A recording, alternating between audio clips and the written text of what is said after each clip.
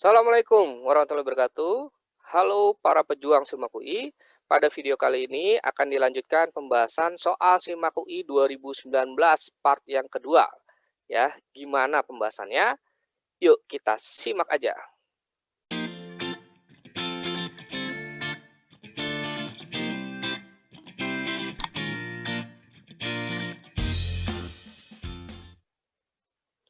Oke, langsung saja kita bahas soal SIMAK UI-nya, part yang kedua dari soal SIMAK UI tahun 2019 ya. Nah, lanjutannya adalah nomor 39. Ya, kemarin kita sudah bahas dari nomor 31 hingga nomor 38. Ya, pada part yang pertama, sekarang part yang kedua dari nomor 39.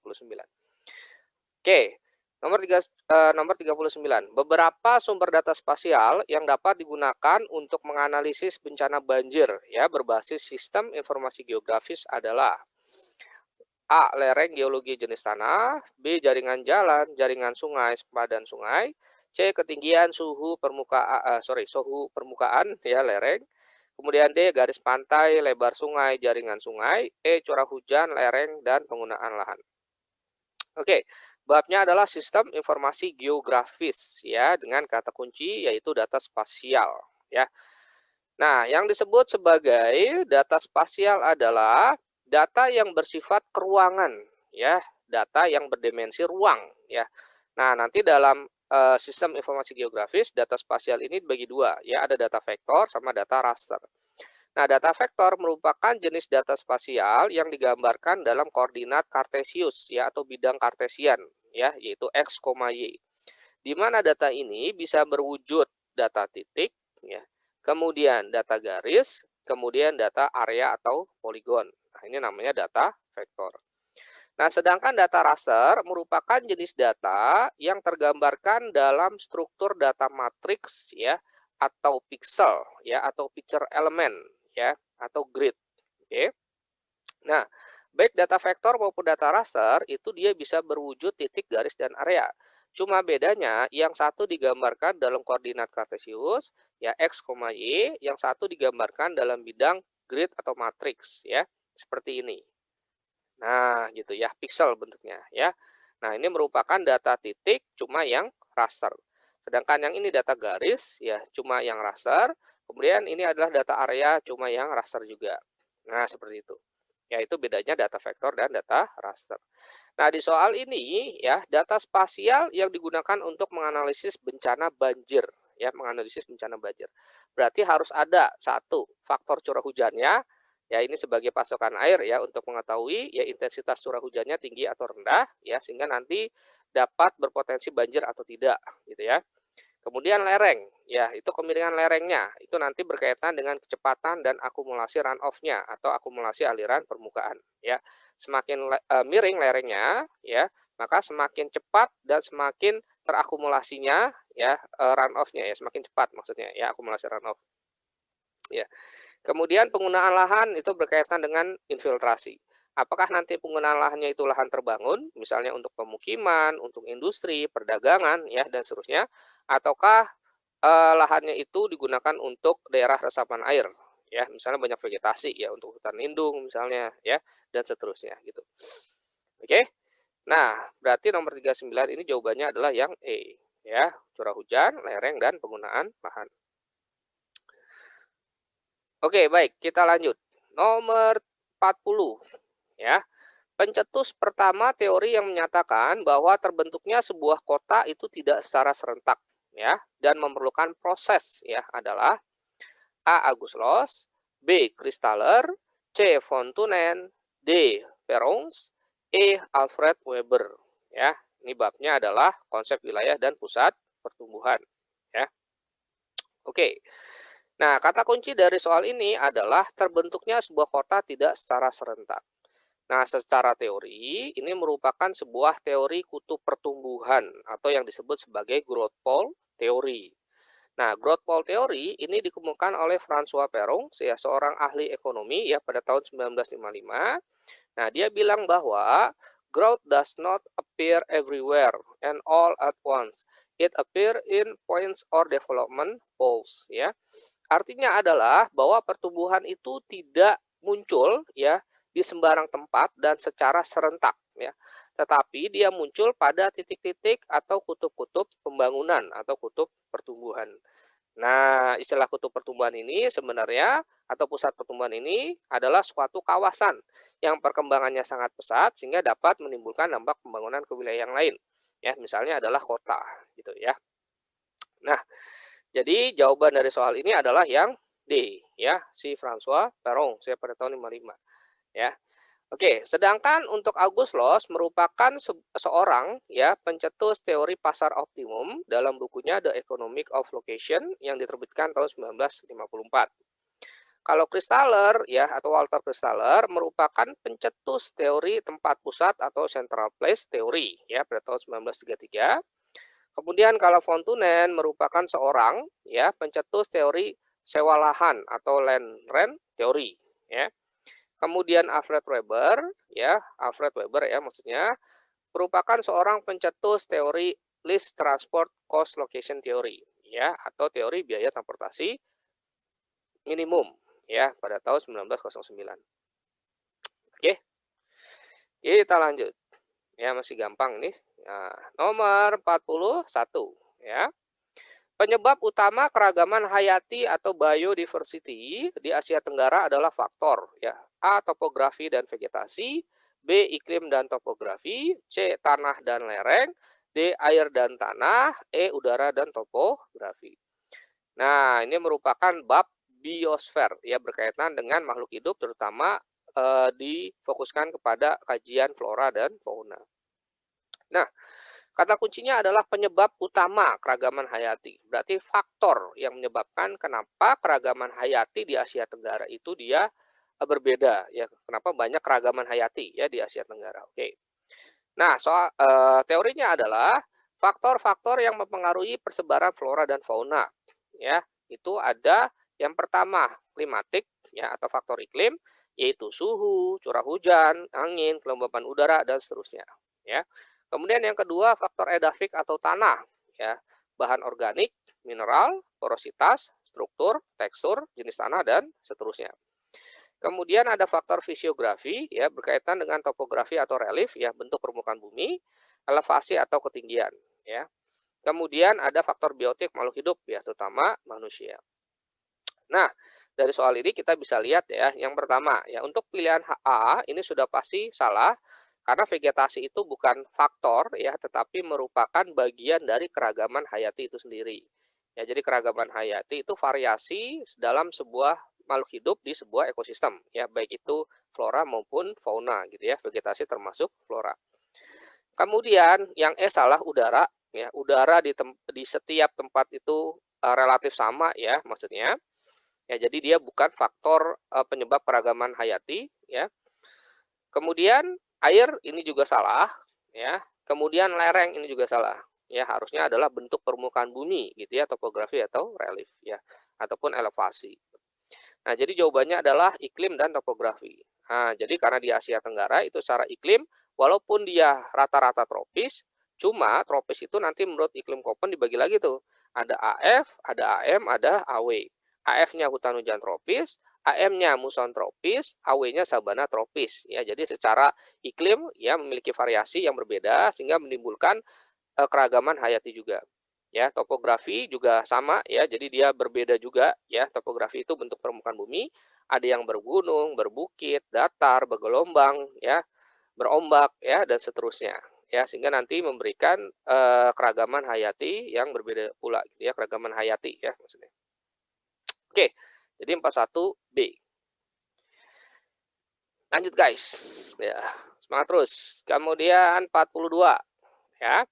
Semakin panjangnya musim kemarau di wilayah pesisir dapat mengakibatkan dampak yang serius bagi kesehatan penduduk ya. Sebab sebagian besar penduduk di pesisir sangat bergantung pada air hujan ya. Nah, ini soalnya tentang atmosfer plus laut dan pesisir ya babnya. Jadi dua bab digabung jadi satu gitu ya. Oke, menarik ini ya. Nah, kata kuncinya adalah yang pertama musim kemarau gitu ya. di wilayah pesisir. Nah, itu konsep dasarnya dulu ya, ada 2 konsep dasar di sini ya, musim kemarau dan wilayah pesisir. Musimnya berarti babnya atmosfer, ya pesisirnya berarti laut dan pesisir. Nah, adapun yang disebut sebagai musim ya, itu adalah suatu periode di mana unsur-unsur cuaca dan iklim yang satu lebih dominan dibandingkan dengan yang lain. Ya, jadi misalnya disebut musim hujan ya karena unsur curah hujannya lebih dominan dibandingkan unsur-unsur cuaca dan iklim yang lain ya, sehingga intensitas curah hujannya lebih tinggi pada periode musim hujan ya dibandingkan dengan musim kemarau ya. Begitu pula sebaliknya ya, disebut musim kemarau karena intensitas curah hujannya lebih sedikit ya, sedangkan faktor-faktor yang lain lebih dominan ya dibandingkan dengan hujannya. Ya, jadi bukan berarti musim kemarau itu nggak ada hujan, bukan ya, tetap ada hujan cuma intensitasnya rendah gitu. Ya, itu namanya musim. Nah, sedangkan yang disebut pesisir adalah suatu daerah pertemuan antara daratan dengan lautan, di mana ke arah darat wilayah pesisir itu meliputi bagian darat, baik kering maupun terendam air yang masih dipengaruhi oleh sifat-sifat laut. Nah, ini kata kuncinya ya. Seperti pasang surut air laut, kemudian angin laut, kemudian perembasan air laut atau intrusi air laut ya. Sedangkan ke arah laut itu bagian pesisir mencakup bagian laut yang masih dipengaruhi oleh proses alami yang terjadi di darat. Ya, misalnya sedimentasi atau pengendapan, kemudian angin darat, ya, kemudian aliran air tawar. Nah, itu yang disebut sebagai pesisir. Nah, jadi secara sederhana ini agak sedikit sulit, bukan sulit ya, maksudnya gambarnya ya. Nanti saya buat sederhana aja. Misal seperti ini. Jadi gampangnya ya, jadi kalau kita lihat gambar ini ya, di sini kan ada, kita mulai dari forsor ini ya, forsor ya. Ini kan sebenarnya daerah pasang surut ya. Di sini ada, titik pasang ya, kemudian di bawah di sini ada titik surutnya gitu ya, low water mark ya, LWM ya, low water mark, di sini HWM, high water mark ya. Jadi bagian pasang tertinggi sama surut rendah. Nah, bagian pasang surut ini disebut sebagai forsor atau zona litoral, gitu ya, pasang surut. Nah, nanti gampangnya bagian ke sini ya inshore dan offshore. Jadi ada juga yang membagi ini offshore saja atau lepas pantai. Ya, kemudian bagian sini adalah backshore-nya, belakang pantai. Nah, bagian dari backshore ya, kemudian ada morfologi coastal plain ya hingga ke offshore itu disebut sebagai coastal zone atau pesisir. Nah, gitu. Nah, jadi pesisir ini ya lebih luas dibandingkan di sini ada beach ya gitu ya dari pantai. Ya, jadi kalau teman-teman bermain di daerah pasang surut, yaitu berarti forsornya agak narik ke daratan sedikit, itu berarti pantainya dan pesisir itu lebih luas dari pantai tersebut gitu ya. Ada pasang surut, ada lepas pantai, ada belakang pantai. Nah, itu semuanya adalah pesisir. Oke. Nah, karena wilayah pesisir itu tadi dibilang ya, bagian darat yang masih dipengaruhi oleh sifat-sifat laut seperti intrusi air laut, maka ya, kalau panjangnya musim kemarau di wilayah pesisir itu dapat mengakibatkan dampak serius ya, karena nggak mungkin masyarakat pesisir itu mengambil air tanah ya. Nah, secara optimal ya. Kenapa? Karena ada intrusi air laut ya. Jadi air tanahnya menjadi asin, menjadi payau bahkan asin gitu ya, sulit untuk, digunakan sebagai air minum gitu ya atau kebutuhan sehari-hari ya. Jadi jawabannya yang atas itu betul. Oke, karena ada intrusi air laut. Sedangkan yang bawah, sebagian besar penduduk pesisir sangat bergantung pada air hujan. Betul tadi ya, karena untuk memanfaatkan air tanah itu agak sulit. Adapun di daerah cebakan atau akumulasi air tawar, yaitu ada di namanya tanggul pantainya. Ya, cuma tidak selalu ada ya di situ ya. Oke, jadi pernyataan atas betul, bawah betul ya, jawabannya adalah A gitu ya, berhubungan. Oke, baik. Nomor 43. Ya, keberadaan sumber daya batu bara berkaitan erat dengan morfogenesa bentuk medan suatu wilayah. Ya, sebab cebakan batu bara di Indonesia pada umumnya dijumpai di wilayah endapan batuan vulkanik zaman pra-tersier. Wah, ini udah agak spesifik nih, agak sulit sedikit ya. Oke, babnya adalah SDA atau sumber daya alam. Oke. Nah, kata kunci dari soal ini adalah batu bara ya. Kemudian ada morfogenesa gitu ya. Nah, batu bara sendiri merupakan mineral organik ya. Jadi dia berasal dari makhluk hidup ya yang terbentuk akibat proses sedimentasi bahan organik ya. Utamanya adalah dari gambut ya atau pit ya. dan metamorfisme selama jutaan tahun, ya. Jadi terbentuknya sangat lama, sangat panjang. Nah, secara sederhana, dia berasal dari tadi gambut, ya. Jadi hasil dari pembusukan sisa-sisa tanaman rawa. Jadi sebenarnya ada proses pelapukan di situ, ya, akibat curah hujan, ya, kimiawi. Kemudian ada bahan organik di situ, pelapukan organik, ya, sehingga nanti membentuk tanah gambut atau peat soil, ya, namanya, atau organosoil. Nah, gambut nanti dia terendapkan menjadi lignit, ya, kemudian menjadi bitumen, subbitumen. Nah, dari gambut ke subbitumen ini proses sedimentasi organik, gitu. Ya, sedangkan dari antrasit ke metaantrasit itu proses metamorfisme, ya, akibat faktor tekanan. Ya, jadi yang namanya metamorfisme itu adalah perubahan wujud batuan dalam keadaan padat atau solid state pada suhu di atas 200 derajat Celcius dan tekanan lebih dari 300 megapascal, gitu ya. Nah, cuma dalam antrasit dan metaantrasit ini ada faktor tekanan, ya. Jadi namanya metamorf dinamik, ya, gitu. Oke. Nah, sedangkan morfogenesa itu adalah cara terjadi atau pembentukan bentuk lahan oleh tenaga atau proses geomorfik. Ya, gitu. Jadi caranya, yaitu namanya morfogenesa. Morfogenesa itu bagian dari aspek geomorfologi. Ya, nanti kalau di kuliah ya belajar geomorfologi itu nanti ada aspek morfologi, aspek morfogenesa, aspek morfokronologi, kemudian ada aspek morpho arrangement ya atau morfo asosiasi gitu. Nah, morfogenesa bagian dari aspek geomorfologi, ya, yang berkaitan dengan cara terjadinya atau pembentukan bentuk lahan ya oleh tenaga atau proses geomorfik. Oke, yang pertama ada morfogenesa pasif, ya, dia berkaitan dengan proses pelapukan, ya, secara sederhana ya, saya buat sederhana di sini, ya, kalau secara panjang nanti agak detail gitu ya, agak panjang nanti, ya, cuma secara sederhana pasif itu pelapukan gitu ya.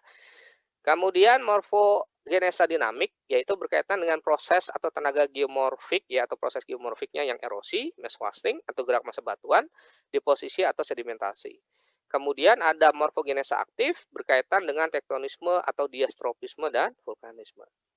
Nah, karena tadi kita sudah bahas bahwa batu bara adalah mineral organik yang terbentuk akibat proses sedimentasi, maka dalam proses sedimentasi ini ada proses morfogenesa dinamik.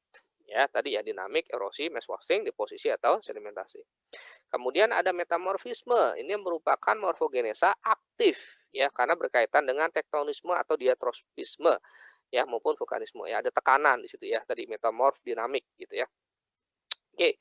Maka untuk yang, bawah untuk pernyataan yang atas itu betul, ya, sumber daya batu bara berkaitan dengan morfogenesanya, ya, yaitu ada dinamik dan aktif. Nah, kemudian yang bawahnya, cebakan batu bara di Indonesia pada umumnya jumpai di wilayah endapan batuan vulkanik zaman pratersier. Nah, tadi kita sudah bahas kalau batu bara itu bukan batuan vulkanik, ya, tetapi adalah bahan organik ya, mineral organik. Hasil dari pembusukan sisa-sisa tanaman rawa sehingga nanti bentuk tanah gambut ya atau organosoil atau peat soil ya. Jadi bukan batuan vulkanik. Nah, kedua bukan pratersier zamannya, itu zaman tersier. Jadi kalau kita bicara pratersier, tersier itu kita bicara skala waktu geologi ya. Nanti panjang tuh pembahasannya.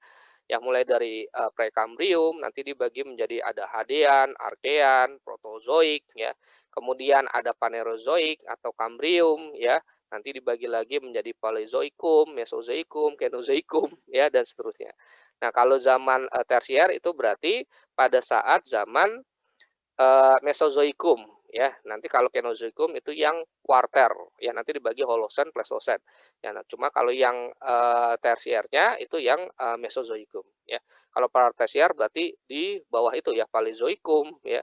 Kemudian sama yang Prekambrium ya.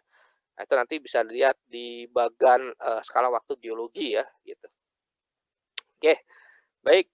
Jadi jawabannya adalah yang bawah salah. Jadi betul salah jawabannya yang C. Oke. Nah, kemudian nomor 44 ya, hewan mamalia Indonesia yang bertipe australis adalah ya, kanguru, walabi, gajah, babi rusa, harimau, kanguru, kuskus, walabi, cendrawasih, kasuari, gajah, badak, kanguru, walabi, kerbau, harimau, kanguru, walabi, beruang, koala, noktiak ya. Ini babnya biosfer ya. Nah, yang ditanya adalah kata kuncinya hewan mamalia, ingat ya, mamalia ya, bertipe australis. Nah, adapun teorinya adalah tentang persebaran fauna di Indonesia. Ya, itu nanti dibagi ya berdasarkan faktor geologi ya. yang terutama ya faktor geologi. Nanti ada 2 orang yang mengkaji ya persebaran fauna. Yang pertama adalah Alfred Russel Wallace gitu ya. Nah, nanti dia membagi ya sebelah kiri dari garis Wallace itu nanti fauna asiatis gitu ya. Nanti sebelah kanan dari garis Wallace itu fauna australis. Nah, kemudian orang yang kedua adalah si Weber ya, Carl Wilhelm Weber gitu ya.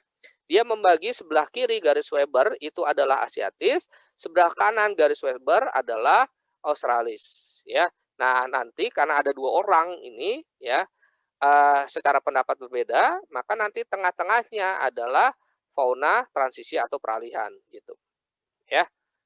Oke. Nah, ya, kemudian ya tadi sebelah kiri garis Wallace ya disebut sebagai fauna asiatis atau oriental karena memang sebenarnya ya pulau-pulau seperti Sumatera, Kalimantan, Jawa itu dulunya merupakan satu daratan yang sama dengan benua Asia ya atau secara lempeng namanya lempeng Eurasia gitu ya. Nah, adapun faunanya itu seperti gajah ya, jadi mamalia-mamalia besar gitu ya. Ada gajah, ada harimau, kemudian ada badak, kemudian ada banteng ya. Badaknya pun badak bercula satu ya, bukan yang bercula dua ya. Kalau yang bercula dua biasanya dari Afrika gitu ya. Kemudian ada tapir, ya ada kerbau, ya ada orangutan ya. Nah, walaupun orangutan ini disebut fauna asiatis, cuma dia juga endemik ya, karena hanya terdapat di daerah Sumatera dan Kalimantan saja. Ya, jadi sebenarnya penyebutan endemik itu bukan hanya yang di transisi atau peralihan gitu ya. Nah, kemudian di antara garis Wallace dengan garis Weber ya ada fauna transisi atau peralihan ya, fauna-fauna yang khas ya seperti komodo ya, kemudian babi rusa, kemudian maleo, kemudian tarsius ya, kemudian anoa gitu ya. Kemudian ada mandar dengkur ya. Ini sebuah unggas ya, burung sih sebenarnya ya, cuma tidak bisa terbang ya di bawah. Ya, maksudnya di bawah ya jalannya gitu. Oke, baik. Kemudian yang sebelah kanan garis Weber itu ada fauna australis gitu ya. Terdiri dari kasuari misalnya, kemudian cendrawasih ya, kakatua raja ya, kemudian kuskus tutul biak ya, kemudian nokdiak atau landak Papua ya nyebutnya. Kemudian ada marsupial ya, jadi mamalia berkantung ya, seperti kanguru, kanguru pohon atau walabi ya, koala, bombat, bandikot gitu ya. Nah, dan wupi sirsik ya, ini seperti tupai terbang atau sugar glider gitu ya. Oke. Nah, jadi untuk nomor 44 ini yang pertama ya gajah, babi rusa, harimau itu salah ya karena gajah dan harimau itu di asiatis sedangkan babi rusanya itu di transisi ya atau peralihan. Kemudian yang kedua cendrawasih kasuari itu salah karena cendrawasih kasuari itu bukan mamalia ya cuma aves ya unggas ya. Kemudian, yang ketiga, gajah, badak, ya, kerbau, harimau itu salah, ya. Nah, berarti jawabannya yang 4 ya. Cuma beruang ini maksudnya beruang koala ya, walaupun dikasih koma, karena beruang ini kan kita, tidak spesifik ya. Nah, jadi apakah dia beruang coklat atau grizzlies, ya itu kan lebih ke Amerika, ya Nearktik, ataupun beruang kutub ya, itu kan, tidak di Australis gitu ya. Nah, jadi ada istilah yang namanya beruang koala atau disebut koala bear ya, atau bahasa latinnya Tilartos ya, plumetus ya gitu ya, Tilartos plumetus ya. Beruang koala atau koala bear ya, koala tadi ya maksudnya. Ya. Oke, jadi jawabannya yang D, 4 saja. Oke. Nah, kemudian nomor 45 ya. Ciri-ciri keuangan kegiatan perdagangan di kota-kota di Indonesia selalu ditandai dengan keberadaan ya, pasar, toko, bank ya, kemudian pergudangan ya. Ini babnya pola keuangan kota. Nah, ya yang ditanya ciri-ciri keuangan sebenarnya ya. Nah, kemudian selalu di sini ya, ada kata kunci selalu nih. Benar nggak nih ya ciri-ciri keuangan kegiatan perdagangan di kota-kota di Indonesia ya, kasusnya di Indonesia itu selalu ya selalu ditandai dengan keberadaan apa ya. Nah, kalau kita lihat teorinya bahwa ciri keuangan kegiatan perdagangan kota di Indonesia itu biasanya ditandai dengan ya adanya pasar ya, toko, kemudian bank ya, kemudian ada pemukiman ya, biasanya pemukiman padat ya. Ya, jadi 1, 2, 3 itu betul ya. Kalau pergudangan ya itu biasanya tidak semua perdagangan di kota-kota Indonesia ya, itu selalu ada pergudangan ya, biasanya yang pedagang-pedagang besar atau wholesaler ya, biasanya ada warehouse-nya atau, gudangnya. Ya kalau yang tradisional, yang kecil-kecil kan tidak ada gitu ya. Jadi 45 jawabannya yang A gitu. Oke, baik itu saja, pembahasan kita kali ini ya, semoga bermanfaat ya, semangat terus ya. Saya akhiri dengan bacaan hamdalah, alhamdulillahirabbil alamin, billahi taufiq wal hidayah. Assalamualaikum warahmatullahi wabarakatuh. Sampai jumpa lagi.